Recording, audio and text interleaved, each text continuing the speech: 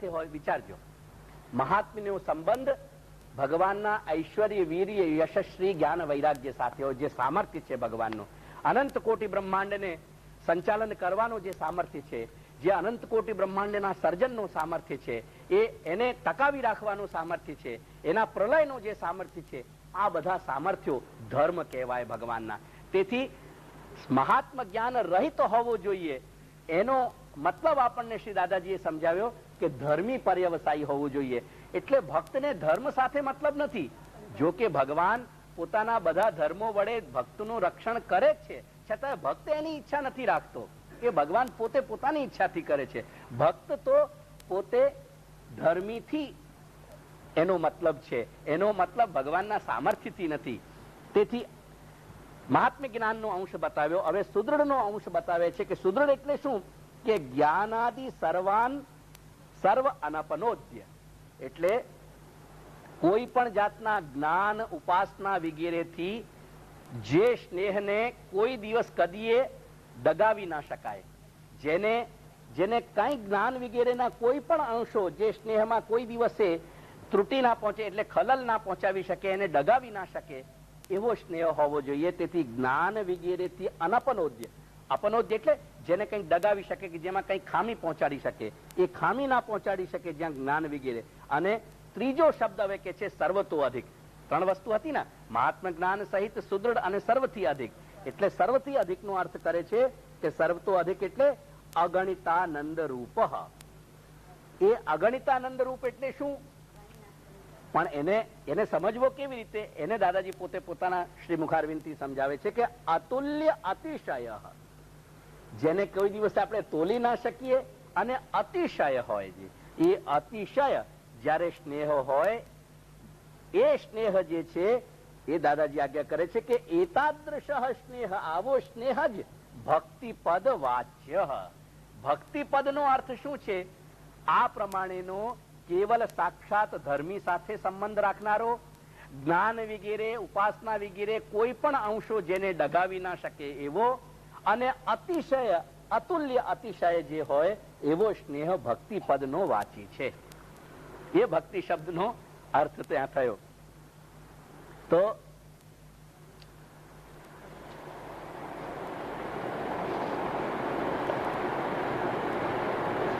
સ્વરૂપ પર્યવસાયી જે આપણે શ્રીઅંગ સાથે એને વિચાર કરી રહ્યા છીએ, એ શ્રીઅંગની જ વાત અહીં આ શ્લોકમાં ચાલે છે, જે શ્રી વ્રજસ્વામિનીઓ ભગવાનને બતાવી રહ્યા છે તે પ્રસંગનો. એટલે આ શ્લોક કેટલો મહત્વપૂર્ણ છે, શ્રી સ્વામિનીઓના મુખારવિંદથી જે નીકળેલો છે, એ વાતને સમજવી છે કે જેમાં આપણે વિક્ષાલકાવ્રત મુખમ તવ કુંડલ શ્રી, એમાં અલકોથી આવૃત મુખારવિંદ જોઈ લીધું. તે પ્રસંગમાં કદાચ તમને ધ્યાન ના રહ્યો હોય તો ફરી એક વસ્તુને સ્મરણ કરી લેજો કે સાયુજ્ય જે હોય છે એ ભગવાનમાં બે પ્રકારનો સાયુજ્ય હોય છે. મર્યાદા માર્ગીય ભક્તિથી જે સાયુજ્ય મળે છે એ પુરુષોત્તમના તત્વમાં જ લીન થઈ જવાય છે. પુષ્ટિના સાયુજ્ય, પુષ્ટિ ક્ષણતા એ છે કે એમાં જે ભક્તો છે એ ભક્તોને સાયુજ્ય વગેરેમાં કંઈક બીજી ગતિ હોય છે. એટલે ભગવત સ્વરૂપમાં જ, કેમ કે પુષ્ટિ કાયાની સૃષ્ટિ છે ને, એટલે પુષ્ટિ સ્વરૂપની સૃષ્ટિ છે, તેથી જ એનો સંબંધ પણ સ્વરૂપ સાથે છે. ભગવદ રૂપ સેવાર્થમ તત્સૃષ્ટિ નાન્યથા ભવેત, શ્રી મહાપ્રભુએ સ્પષ્ટ કહ્યું ને. તો રૂપમાંથી પ્રકટ થયેલી સૃષ્ટિ રૂપ માટે જ આવે છે, અને છેલ્લે રૂપમાં જ સ્થિત થઈ જાય છે. એક વાતને સમજી લેજો બરાબર.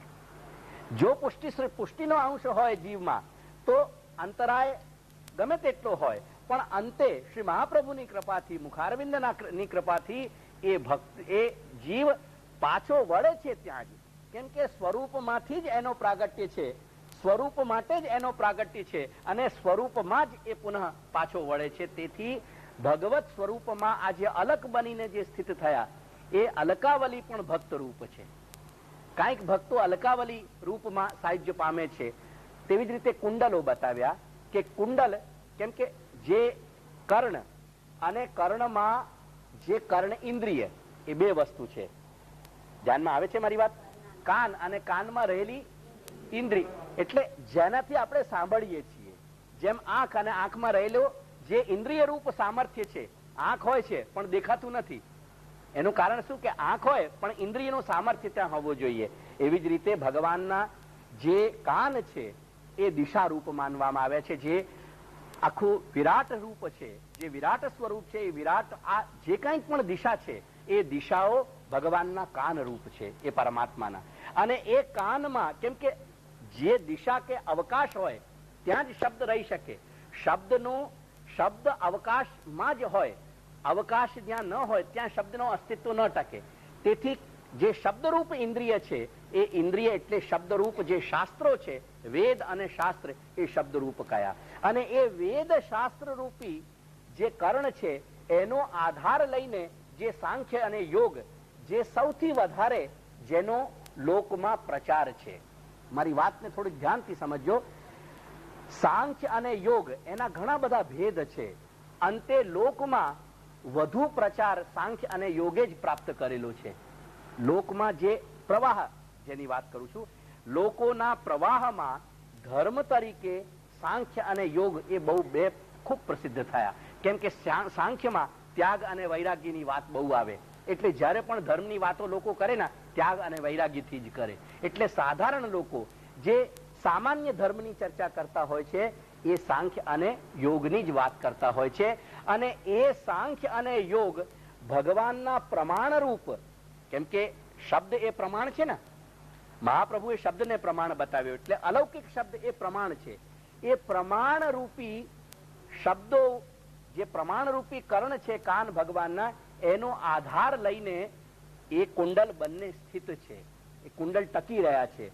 એનો મતલબ શું થયો કે જે પ્રમાણ રૂપી ભક્તિ છે એ ભક્તિના આધારે બધા શાસ્ત્રો ટકે છે. એટલે શ્રી સ્વામિનીઓએ જયારે કુંડલની શોભા બતાવી, એ કુંડલની શોભા પાછળ પણ સ્વામિનીઓ એક જ વાત કહી રહ્યા છે કે મહારાજ ભક્તિથી શ્રેષ્ઠ કોઈ વસ્તુ નથી, તેથી અમે તમારી દાસીઓ થવા માંગીએ છીએ. મારો વાત કહેવાનું તાત્પર્ય સમજો.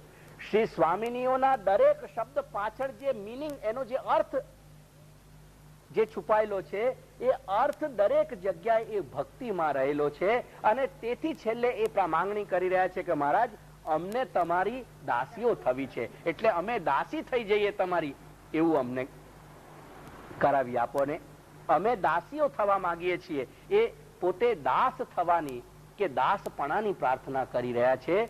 અને એ કુંડલોના પાછળ પણ ભક્તિની પ્રધાનતાનું નિરૂપણ કરી રહ્યા છે. આગળ વધુ ને થોડુંક, બહુ ભારે નથી પડી રહ્યો ને? કેમ કે પરમ દિવસ હમણાં ભૂપાભાઈ બોલ્યા કે આજે તો બહુ ભારે હતું. ક્યાં ગયા ભૂપાભાઈ? અચ્છા, આજે તો ઉપર જ હશે ત્યાં. તેથી આ મુખારવિંદની વાતથી શ્રી મહાપ્રભુની વાત હું તમને સમજાવી રહ્યો હતો. જે પ્રસંગ જ્યાંથી શરૂ કર્યો તમને વિસ્મૃત કદાચ થઈ ગયો તો ફરી ધ્યાન અપાવું. હું એવું તમને કહી રહ્યો હતો કે ભગવાનનો આનંદ એ જ જીવમાં વર્ણ રૂપે બીજ ભાવના બીજના રીતે આવીને સ્થિર થાય છે. અને એ જ જયારે પાછો જાય છે ત્યારે પાછો વળતો એ જે આનંદ છે એનો જ નામ છે ભક્તિ. એટલે ભગવાનનો જે આપેલો આનંદ છે, જયારે ભગવાન આપણને આનંદનો દાન કરે છે બીજ ભાવના રૂપમાં, વર્ણના રૂપમાં, એ આપેલો જે આનંદ છે એનું નામ કૃપા છે. અને એ વળતો જયારે આનંદ છે, જયારે ભક્તના હૃદયમાંથી એ વળે છે ભગવાન પ્રત્યે, ભગવાન તરફ, ત્યારે એ વળતો આનંદ જે છે એનું નામ છે ભક્તિ. એટલે ભક્તિનો સામર્થ્ય ભગવાન જ આપી શકે, બીજી રીતે ન આપે.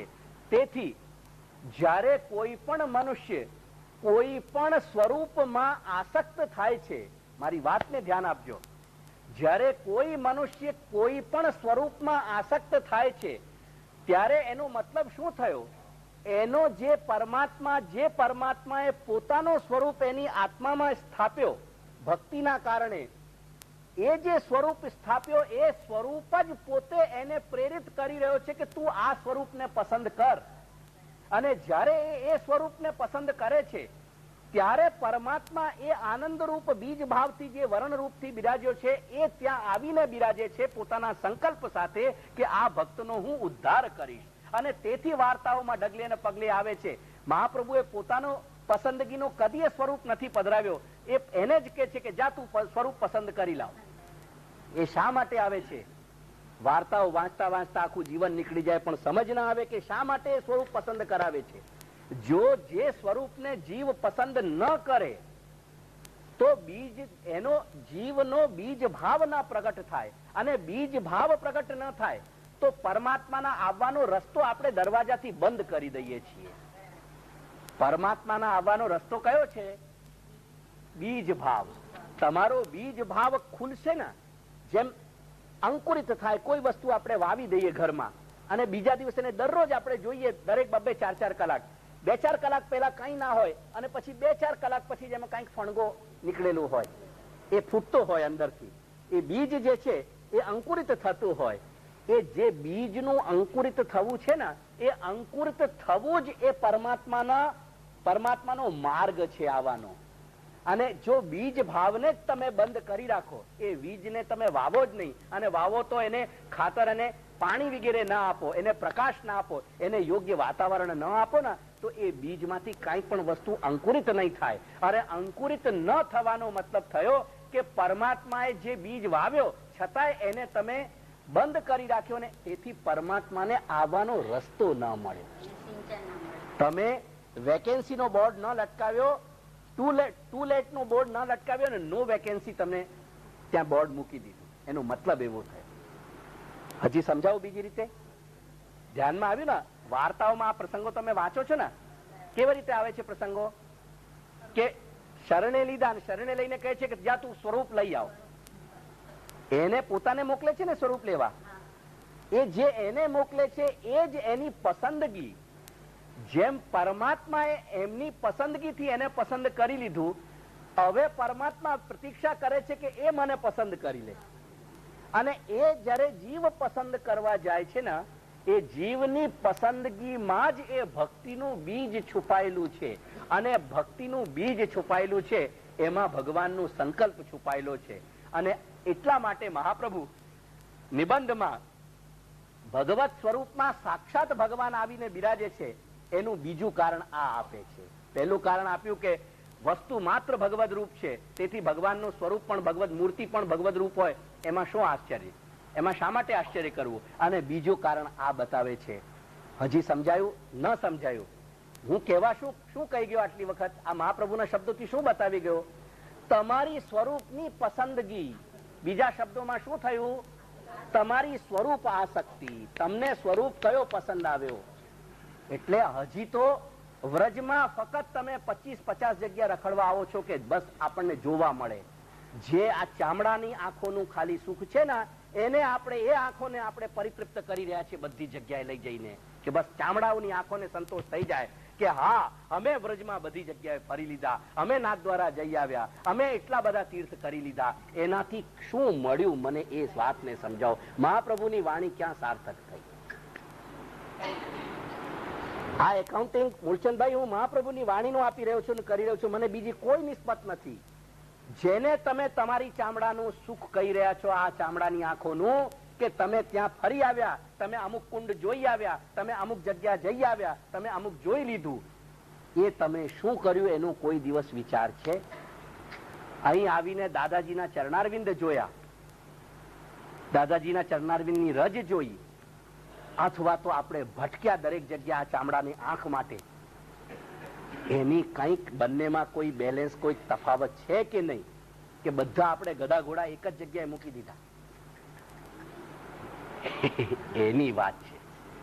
તમારી પસંદગીનો ભાવ તો હજી ઉઠ્યો જ નથી અહીંયા હૃદયમાંથી. શ્રી મહાપ્રભુ એ વાતને બતાવી રહ્યા છે. ફરી એ શબ્દો બતાવું. પરમ દિવસ તમને એ વાત બતાવી ગયો, પણ છતાંય મને એમ થયું ઉપર જઈને કે હજી તમને કોઈને એની સ્પષ્ટતા નથી થઈ. એટલે આ ફરી બતાવી રહ્યો છું. ભલે ખંખેરીને જજો અહીંયા, એના ચિંતા નથી, પણ હું બતાવી રહ્યો છું કે એક વાત શું છે. આખી વાત સ્વરૂપાશક્તિને કેટલી મુખ્ય છે એ વસ્તુ સમજજો.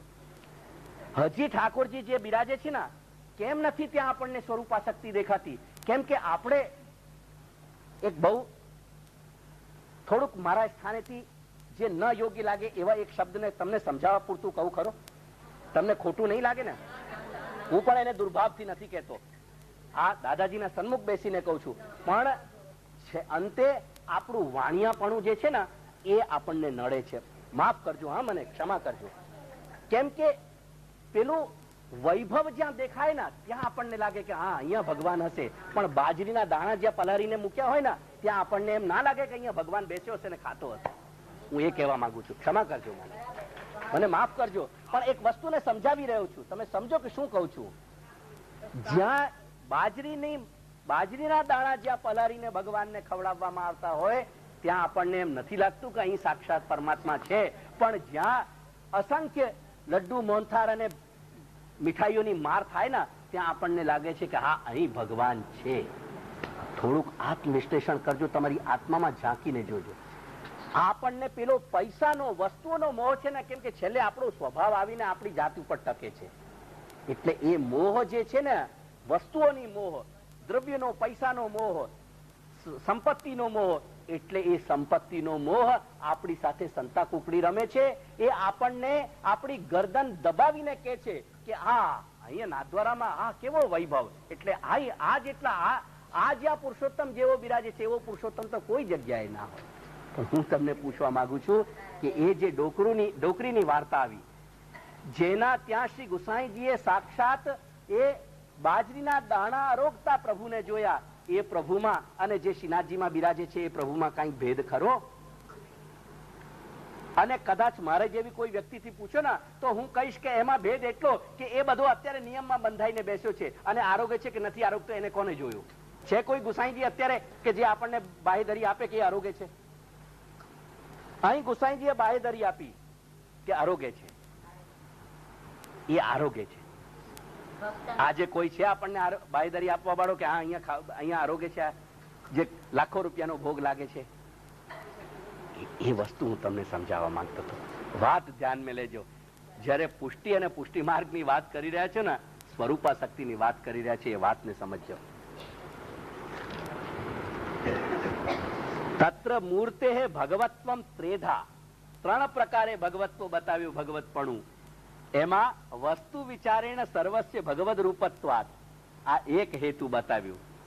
બીજો શું બતાવ્યો કે એનમ ઉદ્ધરિષ્યામી ઇતિ તદા મૃદાદેહ પ્રાદુર્ભૂત. એનમ ઉદ્ધરિષ્યામી નું સંકલ્પ કેવી રીતે જણાય? એ જે મેં તમને કહ્યું ને એવી રીતે જણાય. તેથી વાર્તામાં દરેક જગ્યા આવે છે કે જાઓ તુમ સ્વરૂપ લઈ આવો, તુમ સ્વરૂપ અપને પસંદ કો લે આવો. એ સ્વરૂપ માટે મોકલી રહ્યા છે. એટલે જે સ્વરૂપને પસંદ કરવામાં અંદરથી જે એને પ્રેરિત કરી રહ્યું છે, એ ગાઈડિંગ ફોર્સ અંદરથી આવી રહી છે, બહારથી નથી આવી રહી. એ અંદરથી આવે છે. અને અંદરથી કોણ એને પુશ કરી રહ્યું છે, કોણ એને અંદરથી ધક્કા મારે છે? એ તમારો બીજ ભાવ. એ બીજ ભાવ એટલે શું? વરણ. તસ્ય એષ આત્મા વિવૃણતે તનુમ સ્વામ. જે તનુમ સ્વામ, જે પોતાનો શ્રીઅંગ અહીં બેસાડી દીધો એ વર્ણમાં, એ પોતાનો જે શ્રીઅંગ, જે રૂપ તમારા માટે ઘડાયેલો અહીં બેસે છે, એ અંદરથી તમને પ્રેરિત કરે છે કે ના આ છે તો બધા, પણ મને તો આ જ ગમે છે. એ જે તમારા મનમાં હરીફરીને આવે છે ને, બરાબર છે. બાજુમાં એક ભાઈ હોય કે ના જો તમે આ જુઓ, આ સ્વરૂપમાં વધારે, એ વાત તમારી બરાબર છે, પણ મને કઈક મજા નથી આવતી, મને તો આ જ ગમે છે. એ આ જ ગમે છે એવું કોણ કેવડાવી રહ્યું છે? એ તનુમ સ્વામ કેવડાવી રહ્યું છે તમને. અને એ તનુમ સ્વામ જે કેવડાવી રહ્યો છે ને, ત્યાં ભગવાન પણ કહી રહ્યો છે કે એનમ ઉદ્ધરિષ્યામી. આ તારા માટે તું અહીંયા ક્યારનો આવીને બેસ્યો તો આ દુકાનમાં? કોણ જાણે ક્યારથી અહીંયા બેસી રહ્યો છું? કોઈ નથી લઈ ગયો મને, કેમ કે હું કોઈની સાથે નતો જવા માંગતો, હું તારી સાથે જ આવવા માંગતો હતો. એટલે અહીંયા 2-5-10 વર્ષથી પણ પડેલો છું કે મારી તું આવે અને તું મને શોધીને લઈ જાય. એને તમે પાષાણ નહીં માનતા, એને તમે પિત્તળ નહીં માનતા, એને તમે ધાતુ નહીં માનતા, પણ એનમ ઉદ્ધરિષ્યામી, એ સંકલ્પ તમારા બીજ ભાવથી એની તરંગો ઉઠવાની શરૂઆત થઈ ગઈ. એ જેમ સાઉન્ડની વેવ્સ હોય છે ને, આપણે બોલીએ શબ્દ, એની ધ્વનિની તરંગો હોય છે. એ તરંગો ભગવાનના વરણની તરંગો એ વખતે ભક્તના બીજ ભાવને પ્રેરિત કરી રહી છે, અને ભક્તનો બીજ ભાવ એ ભગવાનના સંકલ્પને પ્રેરિત કરી રહ્યો છે. એકબીજા પ્રેરિત કરી રહ્યા છે, એકબીજા ફોર્સ આપી રહ્યા છે. એનમ ઉદ્ધરિષ્યામી. અને પછી કે છે કે ભક્તિ માર્ગાનુસારેણ તત્ર ચ સ્થિતમ. અને તે પછી એ અચિંત સામર્થ્યવાન ભગવાન જે છે, કેમ કે ભગવાનનું સામર્થ્ય એ કંઈક અસ્મદાદી આપણા જેવા સામર્થ્યથી એનું મૂલ્યાંકન ન કરી શકાય. તેથી ત્રીજો મુદ્દો એ ભગવાનની અચિંત્ય સામર્થ્યનો છે. એ એના અચિંત્ય સામર્થ્યથી ત્યાં આવીને બિરાજી જાય છે. અને તેથી ભાગવતમાં સ્પષ્ટ કહે છે કે યદ્યદ ધિયાત ઉરગાય વિભાવયંતી, જે બુદ્ધિ એટલે અંતઃકરણ પ્રમાણે મને મારા ભક્તો મારો વિભાવન કરે છે, તત્તદ વપુ પ્રણયસે સદનુગ્રહાય, તે પ્રમાણેનું હું સ્વરૂપ ધારણ કરી લઉં, તમે સ્વરૂપ ધારણ કરી લો છો, એ પ્રમાણે કહેવામાં આવ્યું છે. એટલે હા, એનમ ઉદ્ધરિષ્યામીનો જો બીજો મુદ્દો હતો ને, એનો મને થયો કે પરમ દિવસ કહેવાઈ ગયો પણ મુદ્દો ક્લિયર ના થયો હજી, એટલે મેં કહ્યું આજે ફરી ક્લિયર કરી. ક્યાં વાત જાય છે એને સમજવાનો યત્ન કરો. તેથી અહીંયા કહી રહ્યા છે કે મહારાજ, નિકટતા જે છે એ સામીપ્ય ભવતી, સમીપ હોય ત્યારે નિકટતા થાય. આપણે જોઈ ગયા ને કે સારૂપ્ય થઈ ગયો. સારૂપ્યમાં આપણે જોયું ને એ અલકાવલી નું આવ્યો. હવે સાલોક્ય કે છે, સારૂપ્ય થઈ ગયો અને સામીપ્ય થઈ ગયો. આ સામીપ્ય હવે કે છે કુંડળ આવી ગયા, બરાબર. અત્યંત સામીપ્યમ જાયમાનમ અપી કુંડલાત અપી અધિકમ ન ભવિષ્યતિ. હવે વાત એ છે કે મુખારવિંદમાં મુખારવિંદ સાથે જોડાઈ જાય જે કુંડલ બનીને, એટલે કે કુંડલ રૂપમાં ભગવાન જયારે જેને ધરાવવા લાગે એનાથી વધારે સામીપ્ય કોઈનું થાય. પણ સ્વામીઓ કે છે કે મહારાજ, આ જે તમે સામીપ્ય આ રીતે જેને સ્વરૂપમાં આપી દો, કુંડલ બનાવીને જેને ધારણ કરી લો, છતાંય એ તમારા મુખારવિંદ ઉપર જ એક સ્થિત રહેવાનું ને, એને બીજું એનાથી મળવાનું શું? અરે અમે તો દાસ બનીને ભક્ત બનીને તમારા નખશિક તમારા સ્વરૂપનું પાન અમે કરી રહ્યા છીએ, એટલે અમને સ્વરૂપમાં સ્થિત ના કરો, અમને લીલામાં સ્થિત કરો. અમને સ્વરૂપાંતપાત નથી જોઈતું, લીલાંતપાત જોઈએ છે. લીલા અંતપાત એટલે અંત એટલે મધ્યમાં.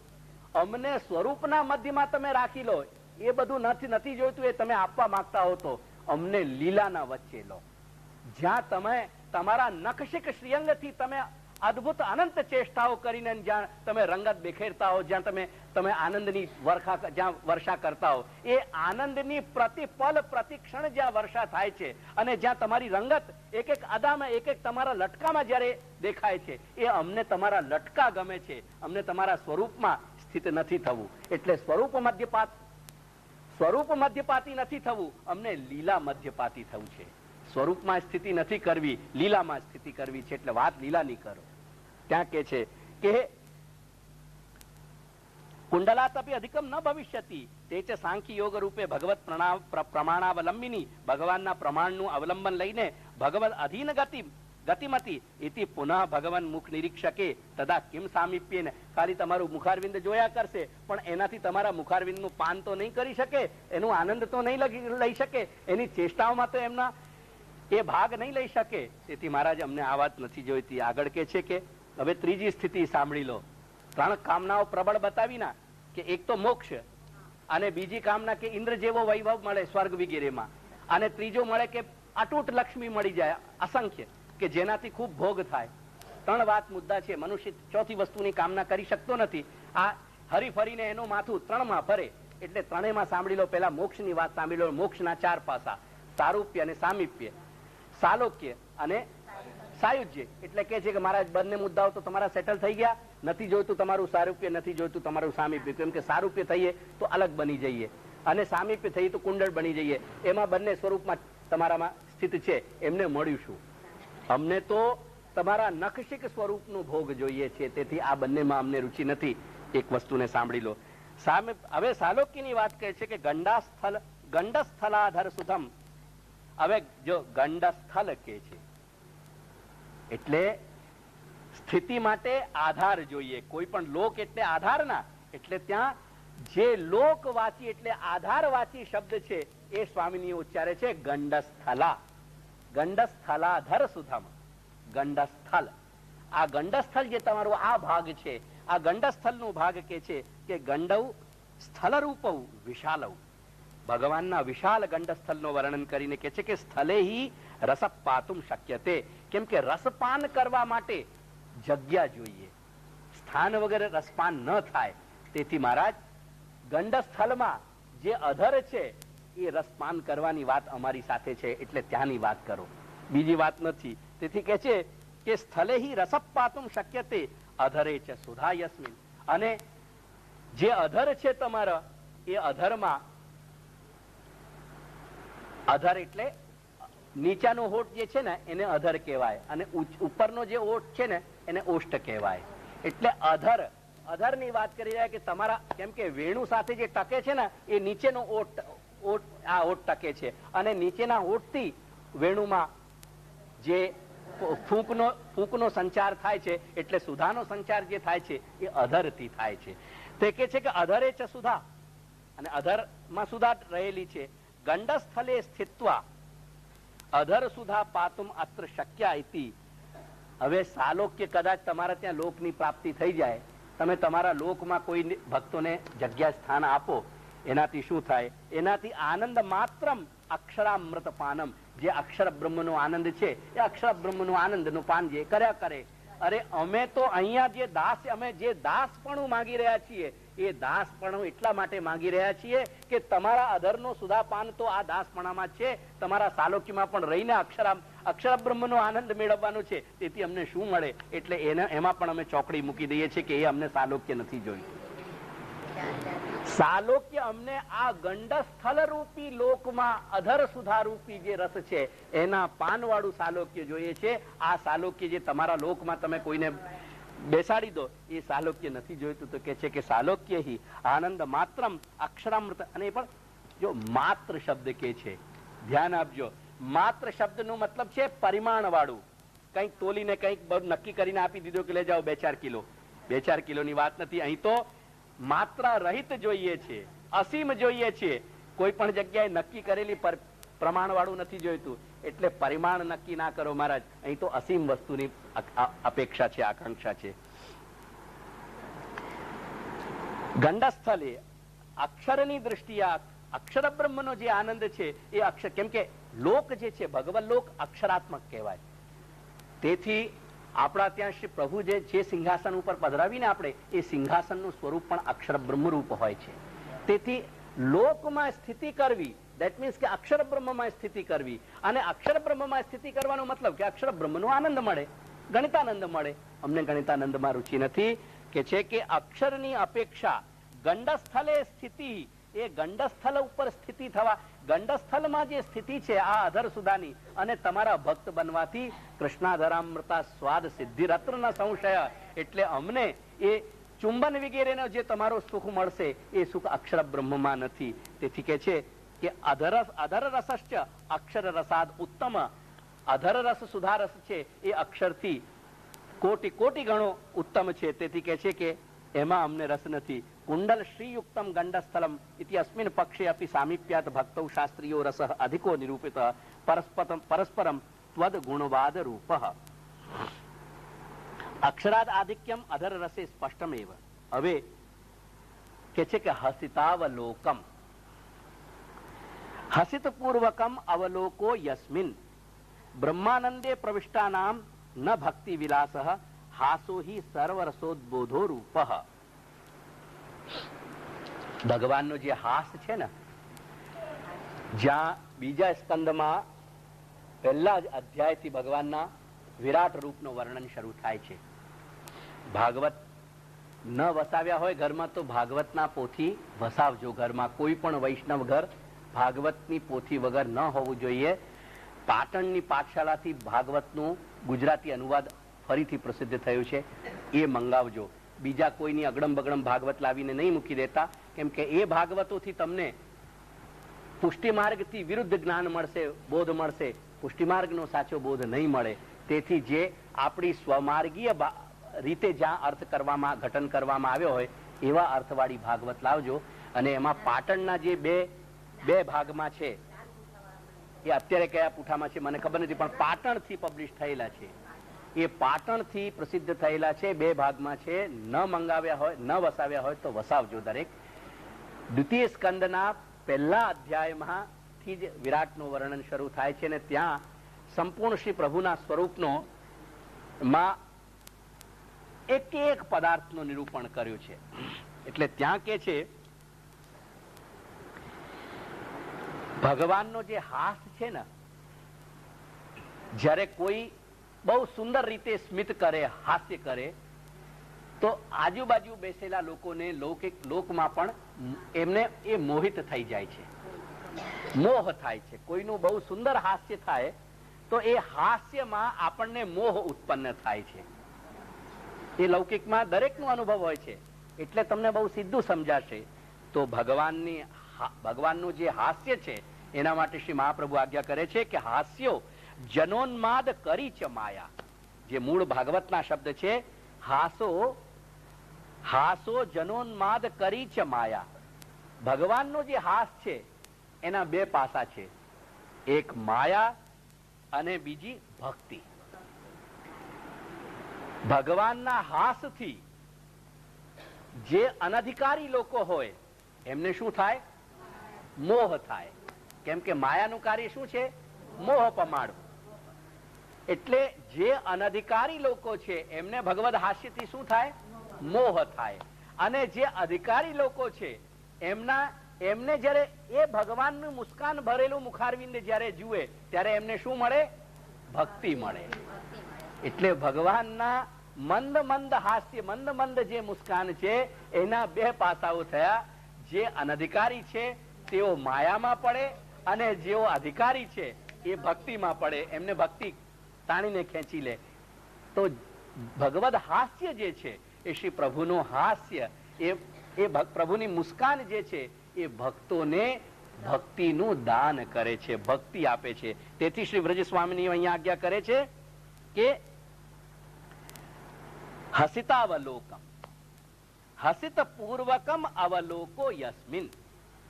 જ્યારે ભગવાન ભક્તો તરફ કટાક્ષ, જ્યારે દૃષ્ટિપાત કરતા હોય છે, કટાક્ષપાત કરતા હોય છે, ત્યારે મંદ મંદ મુસ્કાન કરીને કટાક્ષપાત કરતા હોય છે. કેમ કે એમને તેઓ ભક્તિનું દાન કરીને અને પછી નેત્રથી એ દૃષ્ટિથી એમને સંકેત કરે છે. હવે દૃષ્ટિના સંકેતને ક્યારે સમજી શકે? જ્યારે ભક્તિનો સ્થિતિ થઈ જાય, ભક્તિ સ્થિર થાય પછી પ્રભુના સંકેતો સમજાય. તે પહેલા સંકેત ન સમજાય. કોઈ કોડ ભાષા હોય તો કોડ લેંગ્વેજ જ્યાં સુધી એના સંકેતો સમજેલા, જ્યાં સુધી એને ભાષાનો પ્રકાર ન સમજી લીધો હોય ત્યાં સુધી એ સંકેતો ન સમજાય. એટલે જ્યારે એ સ્થિત થઈ જાય ભક્તિ, ત્યારે એ સંકેતો પ્રભુના સમજાય. ત્યાં કે છે આ તો ભક્તિ રૂપ મુખસ્ય દૃષ્ટત્વાત દાસ્યમેવ ફલમ. તેથી કે છે કે મહારાજ, આ ભક્તિરૂપ મુખારવિંદનું દર્શન કરી અને એની મુસ્કાનથી ભક્તિનું જે દાન મળે છે, તેથી ક્યાં સાલોક્ય ને સાર્ષ્ટી ને સામીપ્ય ને સારૂપ્ય, એટલે ભક્તિની અમે દાસપણાની એટલે અમે વાત કરીએ છીએ. હવે ત્યાં હાસો હિ સર્વ રસોદબોધ રૂપ હશે. મહાપ્રભુ આજ્ઞા કરી રહ્યા છે કે હાસ જે છે એ સર્વ રસોદબોધ, ભક્તોમાં વિવિધ પ્રકારના જે રસ છે એનું ઉદ્બોધન કરી રહ્યો છે. એટલે એને ઉપસાવી રહ્યો છે. જેમ કોઈક વસ્તુથી, કોઈક વાતાવરણ જયારે યોગ્ય વસ્તુ નો મળે ત્યારે એ વસ્તુની જે ઈચ્છાઓ છે જેમ આપણા અંદરથી ઉઠવા લાગે તરંગોની જેમ, એ રીતે શ્રી પ્રભુના હાસ્યથી ભક્તોના વિવિધ જે રસ છે એ રસો ઉપસવા લાગે. જેમ પેલો બરફનો ટુકડો આપણે ફ્રીજમાંથી બહાર કાઢીને મૂકી દઈએ અને બહારનો વાતાવરણનો એને અસર થતા જ એ ઓગળવા લાગે, એવી જ રીતે ભગવદ હાસ્યથી, શ્રી પ્રભુના મુસ્કાનથી એ જે ભક્તિનો બીજ ભાવ છે ભક્તના હૃદયમાં એ ઓગળવા લાગે. અને જયારે ઓગળવા લાગે એ જયારે નખશિખમાં ઓગળીને ભરાઈ જાય તે વખતે ભક્તનો આખો વ્યક્તિત્વ નખશિખ એ ભક્તિનો અનુભવ થવા લાગે. રસ્યતે અનુભૂયતે ઇતિ રસઃ. તે વખતે સંપૂર્ણ રસરૂપ પરમાત્માથી એ ભક્તનો વ્યક્તિત્વ ભરાઈ જાય. આખો વ્યક્તિત્વ એનો ભક્તિથી ભરાઈ જાય, ભગવાનથી ભરાઈ જાય. ત્યાં કે છે કે તેથી અનુભવ રસો ઈ ભિન્નતયા સ્થિતૌ ભવતિ. તેથી મહારાજ, તમારામાં અભિન્ન રીતે જોડાઈ જઈશું તો અનુભૂતિ રૂપી આ રસ અમને મળશે ક્યાં? તેથી અમને તો તમારાથી ભિન્ન રાખો અને ભિન્ન રાખીને આપની મુસ્કાનથી આ ભક્તિનો રસ અમને લૂંટાવ્યા કરો. અમે એની ઈચ્છાથી આપની પાસે આવ્યા છીએ. ન મોક્ષ તેથી દાસ્યમેવ ફલમ, અમારા માટે તો દાસપણું જ ફળ છે. અમને તો દાસ બનાવો, દાસ સિવાય બીજું કાંઈ ના જોઈએ, એ જ ફળ છે. હવે આ રીતે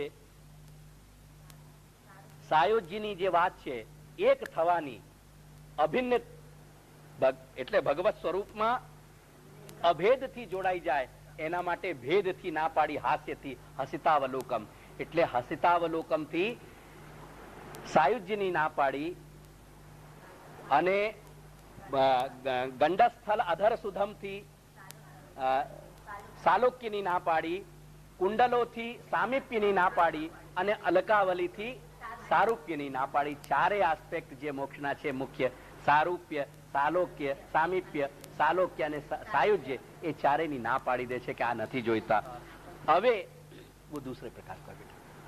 હવે આ ચારે વસ્તુ મોક્ષની જયારે ના પાડી દીધી, બીજો મુદ્દો આવ્યો ઇન્દ્રનો વૈભવ અને સ્વર્ગની પ્રાપ્તિ. એવી જે બે એવી ઈચ્છા થાય ઇન્દ્રના વૈભવ રૂપ અને સ્વર્ગની, ત્યાં મહાપ્રભુ આજ્ઞા કરે છે કે શ્રી સ્વામિનીઓએ શું કહ્યું આગળના વાક્યમાં કે દત્તા ભયંચ ભુજદંડ યુગમ વિલોક્ય. ભાગવતના એ વર્ણનમાં જોઈ લેજો, ઇન્દ્ર જે છે, ઇન્દ્ર વગેરે દેવોને ભગવાનના બાહુરૂપ માન્યા છે. એટલે બહુમાં બહુ શું મળે? ઇન્દ્ર બની જઈએ તો બહુમાં બહુ એ ભગવાનના બાહુરૂપ સ્થિતિ મળે ને. એ બાહુરૂપી સ્થિતિમાં ત્યાં શું મળે અને અહીં શું મળી રહ્યો છે, એની તફાવત શ્રી સ્વામિનીઓ બતાવી રહ્યા છે કે મહારાજ આ દ્રષ્ટિએ પણ જમીન આસમાનનો ફેર છે, તેથી અમને તો દાસ્ય આપો, ભક્તિ આપો, બીજું કાંઈ નથી જોઈતું. તો કે છે કે ભુજદંડ યુગમ ચ વિલોક્ય ઇન્દ્રાદિ ભાવેન અપી સ્વર્ગો ન પ્રયોજક. તમારા આ આજાન બાહુ, જે અલૌકિક સૌંદર્ય વાળા બાહુ છે, જેમાં અમને આલિંગનનું સુખ જોઈતો હોય, તેની જગ્યાએ તમે ઇન્દ્ર બનાવવાની જો વાત કરતા હો તો મહારાજ એની પણ અમને ત્યાં અમે ચોકડી મૂકી દઈએ છીએ કે અમને નથી જોઈતું. એ તો કે છે કે ભુજદંડ યુગન છે વિલોક્ય ઇન્દ્રાદિ ભાવેન અપી સ્વર્ગો ન પ્રયોજક. એ સ્વર્ગ પણ પ્રયોજક નથી, એટલે અમને એની કામના નથી. ઇતિ નિરૂપયંતી દત્તા ભયમિતિ સ્વર્ગે ઇન્દ્ર પરાકાષ્ઠામ પ્રાપ્ત. સ્વર્ગમાં અતિ ઉચ્ચતમ અને ઉત્કૃષ્ટતમ સ્થાને કોઈ હોય તો એ ઇન્દ્ર હોય. બીજા બધા જે દેવતાઓ છે એ દેવો પણ એનાથી નીચેની સ્થિતિમાં કક્ષામાં હોય. ઉચ્ચમાં ઉચ્ચ કક્ષા એ ઇન્દ્રની છે. ત્યાં કે છે કે તે અપી દૈત્યેભ્યો નિરંતરમ ભીતા ઇન્દ્રાદય. એ ઇન્દ્ર પણ ત્યાં બેસીને દૈત્યોથી ગભરાય છે. સ્વાભાવિક તત્વ છે. આમાં કાંઈ આશ્ચર્યની વાત નથી. એને તમે તમારા જીવનથી સમજી શકશો. શાસ્ત્રની કોઈ વસ્તુ એવી નથી કે જેને સમજવામાં તકલીફ થાય. જો સદ વ્યક્તિ, સજ્જન વ્યક્તિ જો આજે ભૂતલમાં પણ કોઈનાથી ગભરાતી હોય તો એ અસજ્જનથી, દુષ્ટથી ગભરાય છે. તમે તમારા બધાના અનુભવ વિચારી લો. સજ્જન વ્યક્તિને બીજી કોઈ વસ્તુની તકલીફ નથી, એ ગભરાય છે અસજ્જનથી, એટલે કે દુષ્ટથી, બીજા શબ્દોમાં અસુરથી કે રાક્ષસોથી. આજે બહારનું વાતાવરણ આપણને જયારે ત્રાસ આપી દે છે ને, આપણે કહીએ છીએ કે માણસો રાક્ષસ થઈ ગયા છે. કેમ કે આપણું જે સતપણું છે એ એમના અસત પ્રહારને એ બરદાસ્ત નથી કરી શકતો, એને સહન નથી કરી શકતો. અને તે વાત કે છે કે ત્યાં ઇન્દ્રપદ પણ મળ્યું તો અંતે દૈત્યોથી તો ભય રાખવાનું જ રહ્યો ના. એટલે કે છે કે નિરંતરમ ઇન્દ્રાદય ભીતા તેષામ અપી અભયદાત્રી.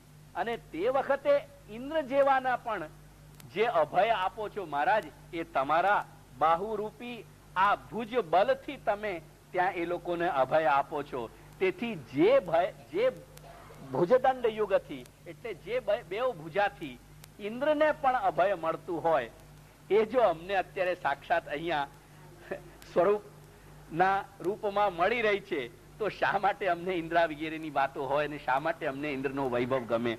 ત્યાં કે છે કે તચ્ચેત અત્રૈવ આસ્તિ તત્ પરિત્યજ્ય કિમિન્દ્રત્વેન.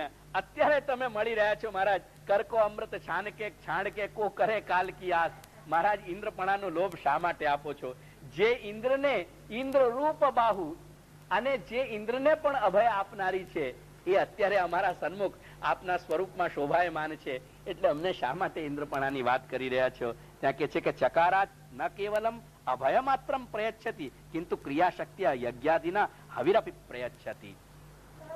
એક સંકેત બીજું બતાવે છે શ્રી મહાપ્રભુ કે ભુજદંડ જે છે શ્રી પ્રભુના બંને બાહુ જે છે એ બંને બાહુ કેવલ દેવરૂપ નથી અને દેવતાઓને કેવળ અભય આપનારા જ નથી, પરંતુ દેવતાઓને દેવપણું જેથી એમનું સિદ્ધ થઈ જાય છે અને જે રીતે એ દેવતાઓ અંતે મોક્ષને પામે છે. કેમ કે એવો ઉલ્લેખ આપણા શાસ્ત્રોમાં આવે છે કે જ્યારે ઇન્દ્રનો સમય પૂરો થાય ત્યારે છેલ્લે એ ઇન્દ્ર સ્વર્ગના ભોગ ભોગવી અને એને જે મોક્ષ પ્રાપ્ત થઈ જાય છે.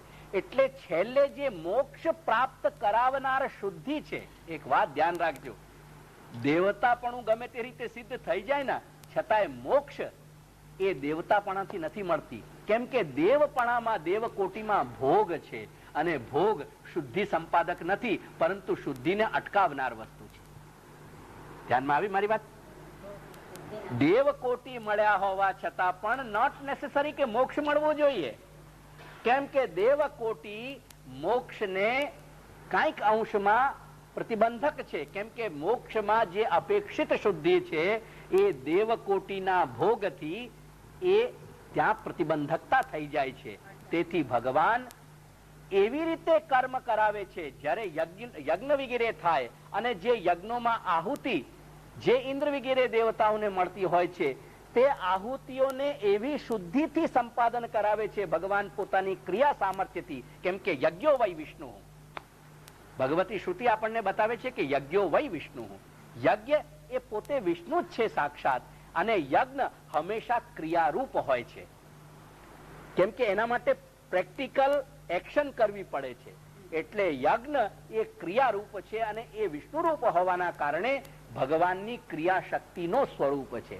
અને એ ક્રિયાશક્તિથી ભગવાન યજ્ઞોથી જે આહુતિ, જે હવિ પદાર્થ, જે યજ્ઞમાં આહુતિ નાખવાનો જે પદાર્થ છે એ પદાર્થોની શુદ્ધિ સંપાદન પોતાની ક્રિયા સામર્થ્યથી એની શુદ્ધિ સંપાદન કરી અને ભગવાન એ લોકોને એ દેવતાઓ પાસે પહોંચાડે છે. અને આ પ્રમાણે શ્રી પ્રભુની ક્રિયા સામર્થ્યથી જે હવિષ પદાર્થ આહુતિના રૂપમાં શુદ્ધ બનીને અને ઇન્દ્ર સુધી પહોંચે છે એ શુદ્ધિના સામર્થ્યથી ઇન્દ્રને મોક્ષ મળે છે, નહીં કે ઇન્દ્રપણાના સામર્થ્યથી. ધ્યાન આવી મારી વાતનો? એટલે ભગવાનની જે ભુજા છે ક્રિયાશક્તિ રૂપ એ કેવલ ઇન્દ્ર રૂપ દેવ નથી. કેવળ દેવ તો છે જ, એ ઇન્દ્ર રૂપ દેવ છે. ઇન્દ્ર જેવા દેવોને અને અન્ય દેવોને અભય પ્રદાન કરનાર સામર્થ્યવાન છે. અને તે સિવાય તે ભુજા એ ઇન્દ્રાદિ દેવોને મોક્ષ અપાવનાર જે શુદ્ધિ કે શુદ્ધ ક્રિયા છે એ શુદ્ધ ક્રિયા પણ એ ભગવાનના ભુજા રૂપ છે. એટલે આ પ્રમાણે ચકારાત ન કેવલમ અભય માત્રમ પ્રયચ્છતિ, અભય માત્ર નથી પરંતુ ક્રિયાશક્તિથી યજ્ઞ આદિના યજ્ઞ વગેરેથી હવિરપી પ્રયચ્છતિ, જે હવિષ છે એટલે કે જે યજ્ઞમાં આહુતિ નાખવાનો જે પદાર્થ છે એ પણ પહોંચાડે છે ત્યાં ક્રિયાશક્તિ રૂપ. જેનાથી યથા અગ્રે, જેનાથી આગળ જ્યારે ઇન્દ્ર વગેરેનો સમય તે સમય પૂરા થાય છે ત્યારે સ્વ અધિકાર સમાપ્ત, પોતાના ઇન્દ્રપણાના સામર્થ્યનું જ્યારે સમાપ્તિ થાય છે ત્યારે મુક્તો ભવતી, એ મુક્ત થઈ જાય છે. દંડ પદેના અનુલંઘ્ય શાસનત્વમ ઉક્તમ ઉભયત્ર ચ દંડો યુગ પદેન નિરૂપિત તતો હિ સર્વથા દૈત્ય નાશો ભવતી. અને ભુજદંડ યુગમ, ધ્યાન આપજો, એ ભુજદંડ કેવા છે? યુગ એટલે યુગલ વાંચી, જે બે ભુજા વાંચી જે યુગ શબ્દ મૂક્યો ને એમાંથી એક બીજો પણ અર્થ નીકળે છે કે ભગવાન આ પ્રમાણે દેવતાઓને અભય વગેરે આપે છે અને મોક્ષ આપે છે અને બીજી બાજુ દૈત્યોનો વિનાશ પણ કરે છે. તેથી ભક્તો માટે એ ઉભય કાર્ય ભગવાન સિદ્ધ કરે છે. ભક્તોના જે આજુબાજુની આસુરી તત્વો છે એને ભક્તો સુધી પહોંચતા અટકાવે છે અને એનો નાશ કરે છે, એ પણ સૂચવે છે. તેથી તતો હિ સર્વથા દૈત્ય નાશો ભવતી. કિંચ એટલે આ પ્રમાણે જ્યારે સાક્ષાત આ બાહુ પ્રભુના આલિંગન વગેરે સુખથી પ્રાપ્ત હોય તો અમને જે કારણથી આલિંગન વગેરે સુખ મળતું હોય એ ભક્તિ રૂપી કારણ અમને દાસપણું જોઈએ છે, અમને ઇન્દ્રપણું નથી જોઈતું. હવે કે છે કે કિંચ વક્ષોપી વિલોક્યા. હવે બે વસ્તુ થઈ ગઈ ને. હવે ત્રીજી વસ્તુ કઈ હતી મુદ્દો? અનંત લક્ષ્મી. એટલી બધી લક્ષ્મી મળે. કેમ કે માણસ ભોગ શેનાથી કરી શકે છે? વૈભવથી, લક્ષ્મીથી. એટલે હવે ત્રીજો મુદ્દો આવ્યો કે સાક્ષાત લક્ષ્મી જે તમારા વક્ષસ્થળમાં બિરાજી રહ્યા છે, કે છે કે વક્ષોપી વિલક. આપના આ વક્ષસ્થળ આપનું જે છે એ વક્ષસ્થળનું અમે દર્શન જે કરી રહ્યા છીએ એ વક્ષસ્થળ કેવો છે? ત્યાં બતાવે છે કે લોકાનામ શ્રીયા રમણમ ભવતી. શ્રી મહાપ્રભુ એની સ્પષ્ટતા કરે છે કે લોકોનું રમણ શેનાથી થાય છે? તો મહાપ્રભુ બતાવે છે શ્રીયા એટલે સંપત્તિથી રમણ થાય છે. અને શ્રીરપી તત્ર રમતે. અહીં તો પોતે જે બીજાઓને રમણ કરાવનાર છે એ પોતે જેના વક્ષસ્થળમાં રમણ કરી રહી છે વક્ષસ્થળ સાથે, એ વક્ષસ્થળનું સ્પર્શ જો અમને મળતું હોય તો મહારાજ લક્ષ્મી લઈને ભોગોથી પણ શું મળશે અમને? અને એવી કેટલી લક્ષ્મી મળીને મળશે કે જે અમને ભોગ કરાવશે. અહીં તો પોતે જે લક્ષ્મી બીજાને રમણ કરાવે છે પોતાના સામર્થ્યથી, એ પોતે અહીં રમણ કરી રહી છે. તેથી કે છે કે શ્રીરપી રમતે.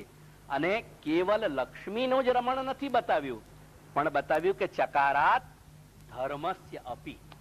ભગવાનનો વક્ષસ્થળમાં જે દક્ષિણ સ્તન છે ને